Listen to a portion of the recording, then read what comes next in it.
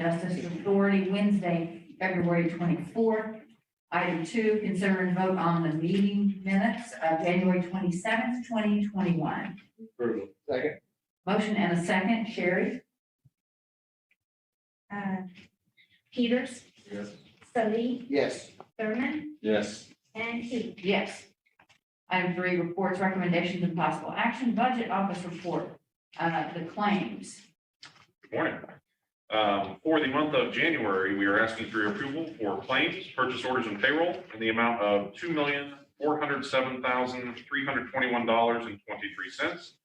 Total appropriations in the amount of $2,488,610.55, and one intra-fund transfer in the amount of $85,000.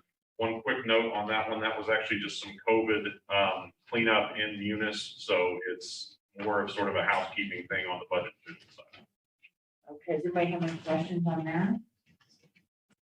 Yeah, so we're not gonna have any more inter-fund transfers?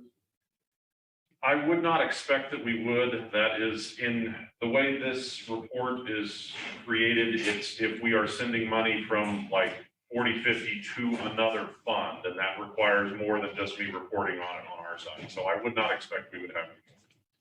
Or you want to take that block off of there or not?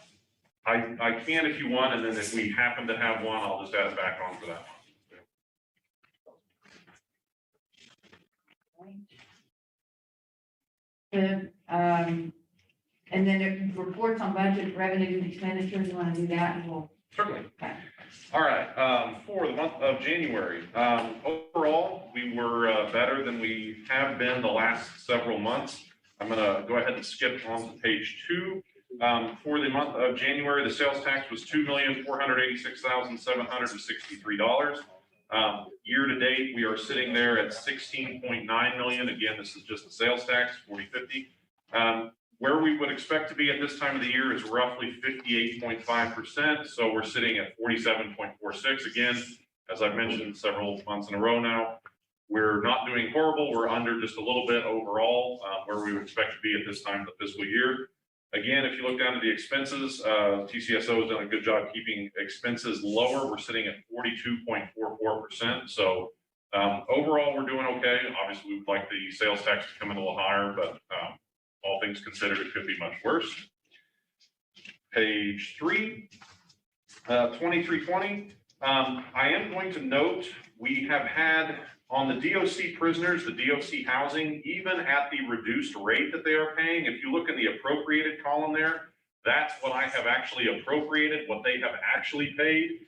So we budgeted $600,000 for the year. We're already sitting at $497,000 in actual revenue that they paid in. I would expect us to go over budget on that. That's actually a bright point. U.S. Marshals housing has made a pretty good turn in the last few months. We're sitting for this month at $291,825.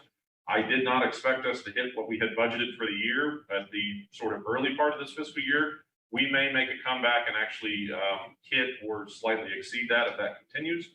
So that's a good thing. And again, the use tax continues to be strong every month in 2320. That's something for Sheriff for you. Is the other inmates, is that the tribal stuff? Yes, I believe so. Are they under the other? Yes. And DOC is leaving here longer because of COVID, that winds up, or? Yeah. The weather, any reason they can find. We're supposed to pick some up at the end of the week, correct? Friday, we're supposed to have 25 go. Any other questions? If I could have a motion? They still go on, I think. Yeah, he's got it. I still have a few pages. I mean, You're good. Keep going. Keep going. All right, page 4, commissary 2395. We actually had a good month for January. Commissary, we were at $229,668. Again, that continues to be steady. Not maybe as we don't have quite the same revenue that we did last year, but again, it continues to be steady. We have $626,458 that have been appropriated towards those jail operating expenses. So again, it's continuing to be there and be available if the jail needs some operating expense help. Page 5, combining statement for all the jail related funds. You can see all three of the funds, the revenue and expenses. I do touch on this each month. For total year-to-date, for all three funds combined on revenue, we are sitting at $24.216 million. Total expenses, all three funds combined, are at 21.65. So again, we are covering revenue over expenses, which is a good thing. I say this each month, it could be a lot worse with everything that's going on out there. Page 6, combining statement with detail. Again, you can see all three of the funds, the revenue and the expenses laid out. Assuming the U.S. Marshals continues to be strong and the use tax continues to be strong, at this point in the year, we would expect us to be at 58.5% or so. So all total revenues combined, we are sitting at 60%. We are just a little bit ahead of where we would expect to be in this fiscal year. And if you notice, the total expenses as a percentage is just slightly under that. We're at 56%. So again, slightly ahead on revenue, slightly behind on, or slightly under on expenses. It's where we would like to be. Page 7, again, I've talked about this several months in a row. I would like to see us stay above that 2.4 million mark on the 4050 on the sales tax. January came in, as you can see, 2.486. So again, that was over. We are still behind a little bit compared with last year. We're negative 2.6%, but we are up. If you look at it, we're actually up 0.7% over 2 years. So I've said it before, I'll say it again, it could be much worse. As long as we can continue to stay around that 2.4 in the CJA sales tax, we should be okay by the end of this fiscal year. Okay, any questions? Move to approve the budget office report. Okay. Motion and a second. Sherry? Cisse, You said- Yes. okay, Peters, Yes. Sally, Yes. Sherman, Yes. and Key. Yes. Okay, moving on to the sheriff's report, Sheriff Regalado and Deputy Chief Eric Pitt. And George. Our count this morning is 1281. Our population's actually come up since last month, about 100 people. And it's for a variety of things. It seems like everybody in Tulsa County is trying to find their way to our jail. I guess the service is great. If you remember a few months ago, somebody crashed through our front doors there at the booking Sally Port. Those started being replaced yesterday. We should have those completely installed by tomorrow, about 5 o'clock. So those will be 100%. The new food compactor for the kitchen should be installed next week. And we should have the facility back up pretty close to where it needs to be. Currently, we're holding 49 for the Muskogee Creek Nation. We did have a spike in COVID starting this week.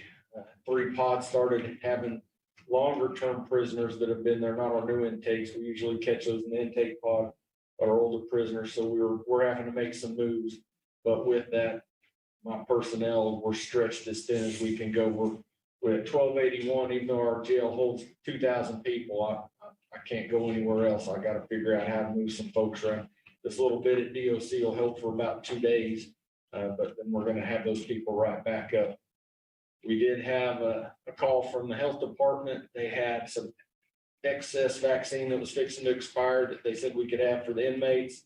Roughly 250 inmates volunteered to take it. The rest said they didn't want it. So we did get a little relief there, but for whatever reason, we're seeing a spike. But Like when you say spike, how many are you talking about? 5 from 3 different pods, so 15 total. I already had 4 down in medical. So we're sitting right about 20, but if I've got 5 in those individual pods, it's just a matter of time before somebody else comes up. So are you seeing our failure to pay coming in? Because that doesn't make any sense during a pandemic. Occasionally we get some fail to pay. A lot of it's failed to appear. The judges and Sherry's group have been getting people out. I don't know what her numbers are, but they get the first buy because of all this, and then they don't go to the second one. Well, then our generous police officers and deputies and troopers pick them up, bring them right back, and then they expect the same thing. They want the revolving door. There's not a lot of forgiving. Do me once, it's on me. Do me twice, it's on you. So. And an increase in domestic. Everybody's cooped up, doesn't want to get along. I would add on to this. just before the meeting started, we were discussing an article by the Frontier about Oklahoma County's jail. They've had almost 84 inmate deaths in the last few years, detention officers charged. And it all boils down to, at the end of the day, lack of employees. Just put that into perspective, we are at 179 detention officers. That's probably the lowest we've ever been. We're trying to get the numbers to see where we were at the last couple of years at this time, but I would bet we're significantly lower. And again, it's the same old reason. Either people don't want to work or they just don't want to work at the jail. We've done every type of recruiting partnership you can think of. Tulsa Tech, I mean, we're streaming them through there. They come in, they last a few days and they're out. So, you know, we're borderline critical. And I don't know the solution to that because it boils down to people wanting to work. And, but if we don't, we may have to consider probably some serious discussions in regards to the future of the jail, whether we continue under our sheriff's office running it or privatizing it. And the sole reason being the fact we just can't keep people. You know, raises have been steady the last 4.5 years. And they're not small raises, we're talking 6% for detention officers. Deputy Chief Hitch has done a great job of catering to them. We have a 24/7 restaurant, ODR is what we call it, there for their benefit. I mean, we're doing everything we can. We've let them dress down so they're very comfortable. I mean, all the little things that we can do to keep people and make it an atmosphere in which they want to work. But again, it's just. I don't know how privatizing the jail would. Well, they have a better way. It won't, and I'm not talking savings. I'm talking, they have an ability to not have to pay people insurance. They can pay at a higher rate because of that. And they can bring people in from different states to fill this jail. And that's what it boils down to, is keeping people to work. I'm not saying that it would, in fact, you're gonna pay more. I think we all know that. But the alternative is what's happening at Oklahoma County right now. We would pay a tremendous amount in lawsuits. And then, of course, all the bad things that come when you just don't have enough people to watch the inmates. So I want to put that out there. Again, you know, we continue with the recruiting efforts, and you know, maybe somebody will come up with the right idea on how to get people in there. And we'll certainly go with it, but at this point, this is where we're headed. And, Sheriff, I want to make sure. we've even orchestrated not one, but 2 academies at Tulsa Tech with Tulsa Tech cadres, along with our academy at the jail. So we've run an academy at the jail concurrent with an academy, 2 of them more at Tulsa Tech, so that when those kids graduate that program, they're 18, they come out to work. It's just not enough. And we're getting by because the numbers are relatively low, even though because of the numbers of our detention officers, we can't go much higher. But if we hit a spike this summer or something like, we're in trouble. I mean, it's just. We've got a spike coming with all the weather, COVID and everything that's been going on. The DA has been processing and reviewing and holding things back. We're getting to the point after a meeting we had yesterday with the courts on how to do the bond docket on the weekends. The DA is going to have to start filing some charges and get some results done. And when that floodgate opens, we're going to have them.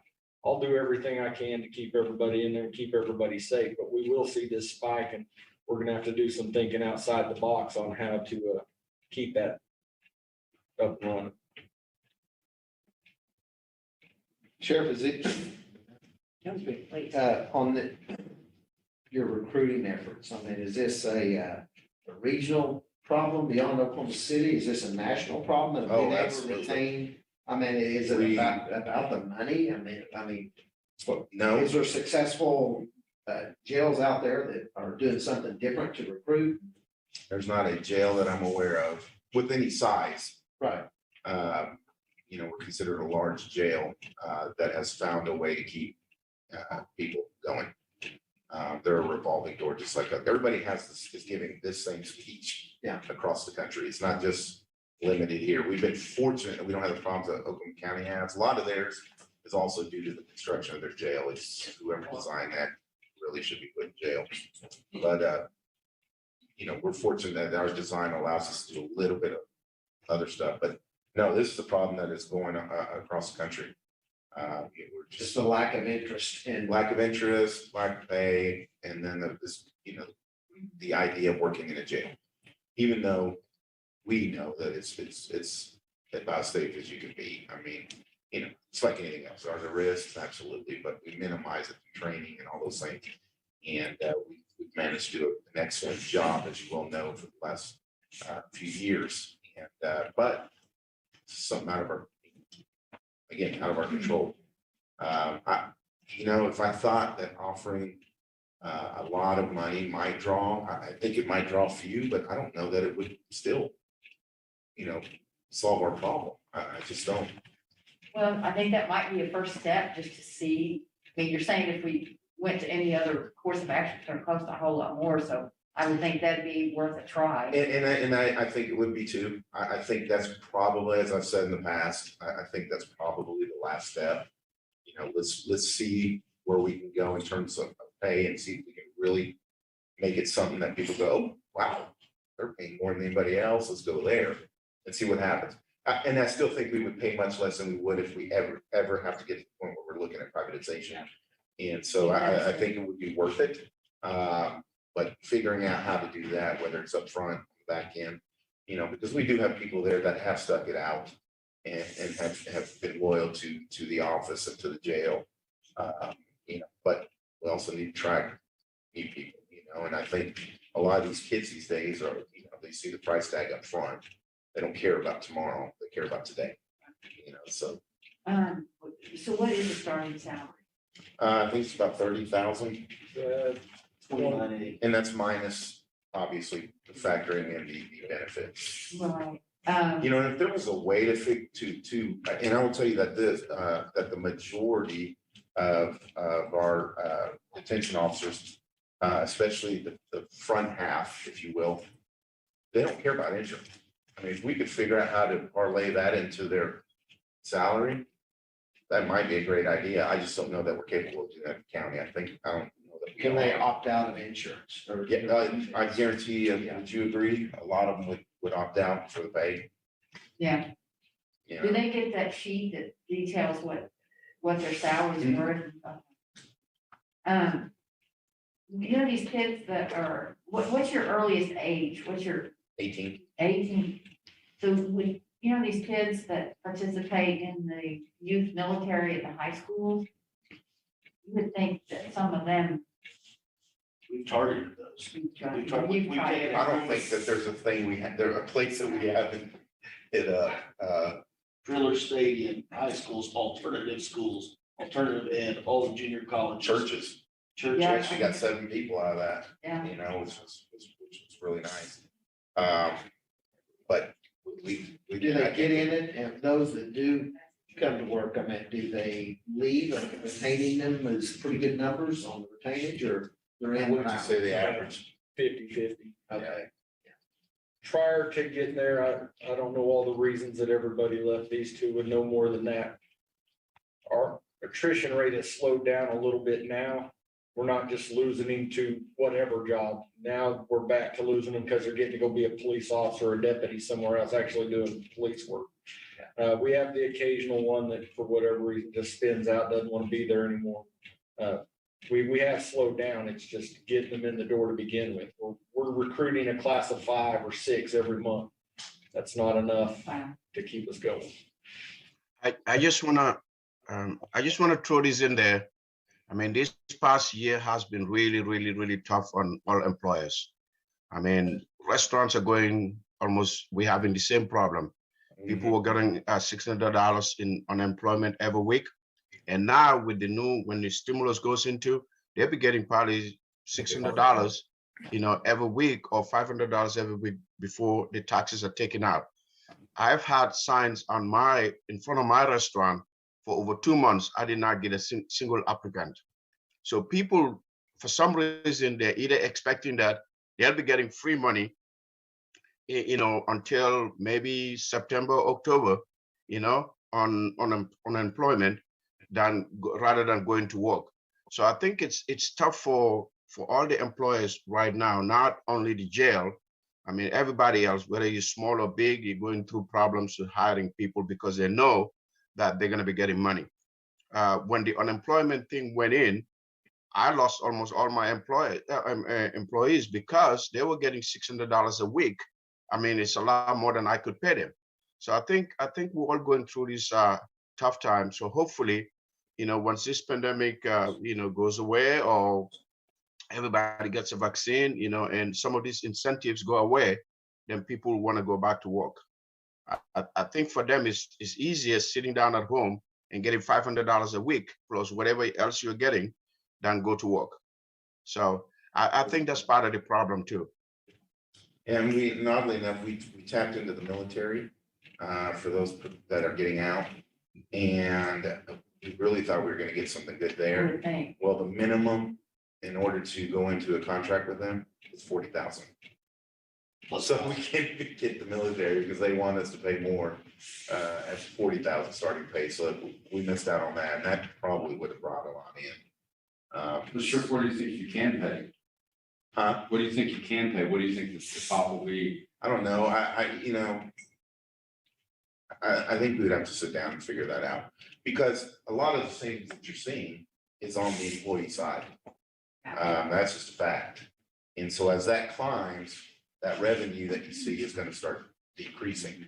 So I want to sit down and look at how many are we comfortable with in getting detention officers? Because if we raise that pay and we start to get an influx, I want to know what the ceiling is for us so that we're not now,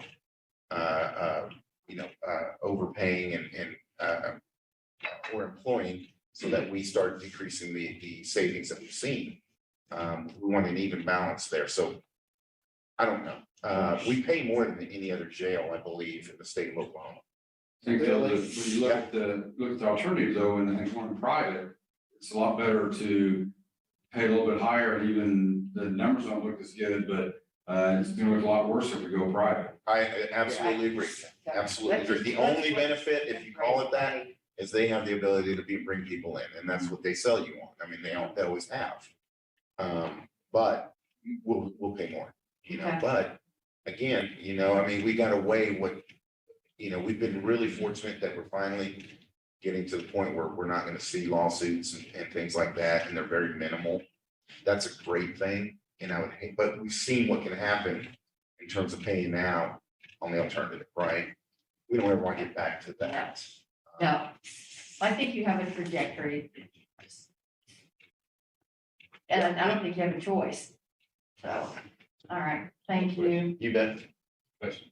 Yes. How many youthful offenders do you have in your jail transition out? 13, 12 males and 1 female. We've had some preliminary talks with the juvenile. They don't have the staff to take them. They're hiring now. We're looking just in our talks at sometime in August, starting the transition, but we will have them out by the December 21st date. Not a big number help with your problem. Now, I think it's gonna be a problem for JBC. Yeah. All right, thank you. Sharon Carrier? Morning. Morning. We are working on a reorganization for our office. We asking for 2 more people for our pretrial team at the jail. For our budget year, I would provide us with a 24-hour operation to attempt to get people out faster. We have kind of reworked some of our plans for program supervision and had discussions with women in recovery. So we're trying to mirror what we're doing for the alternative courts to be the same as women in recovery. So that would be a reduction in some of the things that we do for them, but still providing lots of beneficial supervision tools, case management tools for that program. So that's going well. Talk to the judges about that also. part of our plan for the reorg, we're asking for is a shift differential pay, which we've never done before. We too have some problems keeping people and we're running people that work three different shifts. It is kind of hard to keep those folks, especially if it's in a jail environment. No offense, here, so. So that's something new that I've talked to Michael Willis's office about, talked to Kathy Burrows about. Kathy and I met it on the plan that I have. She's on board with it. I'm surprised that nobody has been doing a shift in the county. I thought juvenile maybe did, but they didn't. Say again, what's, what kind of shift? Shift differential pay. Oh, So if you work evenings, you might get 50 cents more. If you work overnight, you might get $1 more an hour. sure. So that's part of the plan as well, and I'm hoping that will attract people to stay. We are changing shifts starting in April of the people that we have there now, just to kind of get used to it. And we've, thanks to Eric and the sheriff's office, we've incorporated a kind of a pilot. So when people come in, we're able to interview them right away and do an assessment right away to add with a background, full background, to present to that judge first thing in the morning, see if they can get those people out or lower their bond. But we can't do that unless we're staffed for 24-hour operation for everybody. So the goal is to have the exact same process for everybody that comes in that jail. So that they have the same capabilities, the same rights, the same individualized hearings, and everybody has the same information. So that's our goal. And this is something we've been working on several years. So the plan that we have, we've been working on for probably 3 months now. And we just hope that it goes through so that we can facilitate the services that are 24/7. All right. Thank you, Sharon. Any questions of Terry? All right, Dr. Tyler, how are Morning, you? everyone. Nice days you have here. Almost couldn't find it, but nice report. Hope everybody had a great day. No, Dr. Tyler, did you find your way to park and everything right here in the front? I parked on the street and paid, I was gonna park behind the sheriff, get his light blinking, but I decided to go and park in the parking spot. So park right over here, right off in. Okay. Okay. Thank you. Yeah. Okay. And Mayor, you found your I parking? just parked across the street because I didn't, Okay, said there was supposed to be a key fob or something, so I didn't park. all right. Well, We'll get that Get that ironed worked out. out. Thank you. yeah. We like to make it easier for you, not hard. All right. No chairman's report, no business. Yes. One other thing, I just want to go on record and on behalf of the board and acknowledge promotion of Eric Kitch, Chief Deputy Chief, to the jail administrator. Congratulations. Thank you. Job well done. Yeah. Okay, thank you. You bet. If I have a motion to adjourn. Second, all in favor? Anybody opposed?